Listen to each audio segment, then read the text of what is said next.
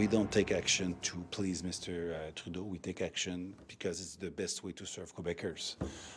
We moved on temporary immigration before the federal government did. We've been saying for months to Mr. Legault to give us a plan to reduce temporary residence that he's been clamoring for, and we haven't seen his share of it. The plan that we presented is measurable, whether you agree with it or not. We still haven't seen a single thing from him when it comes to temporary residence reductions, and it's something we need to see. The immigration fight between Ottawa and Quebec is taking another new turn today. Quebec now says it is suspending two major programs for permanent residency as it looks to reassess its overall immigration strategy. Starting today, Quebec will no longer accept new applications for its regular skilled workers program and will also freeze the Quebec Experience program, which is for recent graduates. It's the latest move by the province to cap the number of newcomers there. How does it compare to the Fed's recent move to dramatically reduce the number of permanent residents coming to Canada? Let's bring back the front bench, Christy Clark, Gary Marr, and Tom Mulcair. Tom, you're in Quebec. We have spoken at length about how this is such a huge issue between, a point of cleavage between the federal government and the province. Why are they doing this today? In what bigger message politically are they trying to send in Quebec? That's the key question that you asked at the end there, Vassy. Exactly that. They're teeing this up for a fight with the feds, and they want that fight to be concomitant with the next federal campaign. But what's interesting here is they've completely missed the mark. What they're doing is, frankly, self-harm for Quebec. That program for recent graduates addresses people who are already integrated into Quebec and who have fluent French. So you would have thought that those were exactly the type of people you wanted. The other one was for people with deep experience in areas where we need workers. Ask anybody who owns a small business, especially a manufacturing concern outside the two big cities of Montreal and Quebec City. They're desperate for more workers, and yet the Quebec government's saying, this is necessary because the federal government has opened the floodgates and let in far too many people. So it's a pure political game, but bizarrely, it is one that is going to hurt Quebec and nobody else, because Mark Miller gets to walk away from this stinking pile and just say, look, ask Quebec what they're up to. It's a continuation of François Legault's ethnic nationalism. It's a shame. As a Quebecer, I find it more than a shame. I find it despicable. But this is the game that Legault continues to play, always targeting others, always targeting immigrants. He's done it in so many different ways in the past couple of years. It was alarming at first, and now people are just saying, okay, this is not the place that I've always thought that we lived in. But I think the Quebecers are going to take this into their own hands. His numbers right now are very low. Vassy Kapelos seems to be wanting to come back, but the Quebec Liberals are showing signs of life, and I have a feeling that they might just be able to bounce back in the next campaign as well.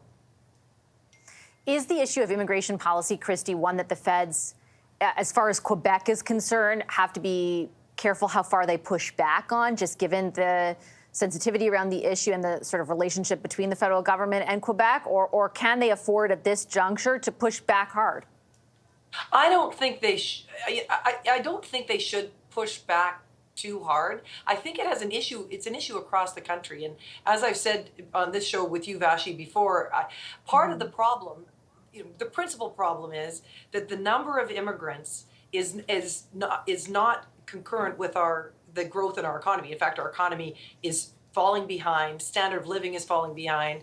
And so that, bringing in more people in that situation doesn't necessarily meet what people's expectations. It's hard to find support for them. It's hard to find places for them to live. It's hard to find jobs for them. The thing about Quebec that's so interesting, as Tom absolutely correctly said, is why go after students who have figured out how to get settled, speak the language, speak both languages probably, are employable? Why would that ever be the first choice of any government? The federal government's done it too. I understand there are issues with immigration because we're bringing in so many people and the economy can't keep up. But I don't understand why governments like to go after that class of immigrant who is ready to work, who speaks the language, who is settled, who is culturally integrating as the first target. That's the problem, I think, for Mr. Legault, and I think that's also the problem that the federal Liberals are grappling with as well. And I think they've got to do a better job on that front. Gary, what are your thoughts on what Christy just said? Well, I agree with both Tom and Christy. We should mark this day down as an important one. Look, I think that Minister Miller himself has said that the immigration system has run out of control over the last several years. And it's no surprise, perhaps, that provinces are pushing back, in the case of Quebec, with what they've announced, but also other provinces that have said, look, we've got people that are, they've come to this country and they're not able to participate fully in the economic life of our province, of our country. If there were, sensible numbers of people that came in, I think that there should be really two things that really we should be focusing on. One is before they come to Canada, we should be able to evaluate what their competencies are. And two, once they're in Canada, we need to be able to credential them on day two so that they're able to start work right away. Now, I've seen estimates that there may be some 20,000 physicians and 30,000 nurses that have come into Canada, and they're not working. And somehow we have failed to breathe life into the ambitions and the hopes and dreams of these new Canadians that could be contributing greatly, whether they're engineers, whether they are physicians, whether they're nurses. There are a whole host of people that could be working today in Canada that are part of this large cohort of Canadians that have been brought in. But the numbers of people, it's stunning in terms of the numbers of people that have been brought in. I think that the federal government thought if we bring in lots of people, that'll obviously be folks that will naturally vote, Liberal. Maybe that was the motivation for bringing them in, but it hasn't turned out quite so well. And I would say that there are not very many countries in the world that are more progressive than Canada.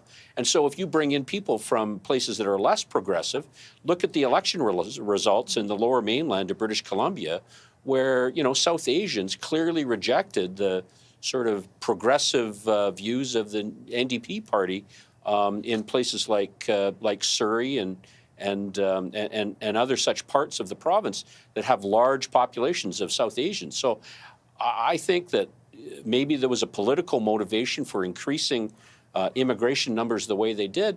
It's not clear to me that it turned out to be exactly the way that the federal government wanted to turn out. I just have a few seconds. I would just quickly add, having covered the file, I interviewed the minister last week about this.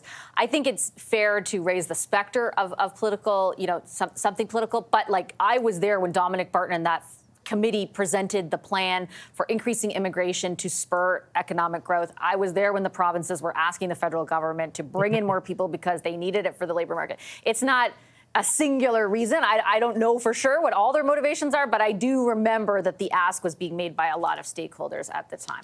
Just to be fair to everyone. And on that note, I've got to leave it. Thank you very much for a great discussion. I appreciate it. As always, our front bench, Gary Meyer, Tom Mulcair, and Christy Clark.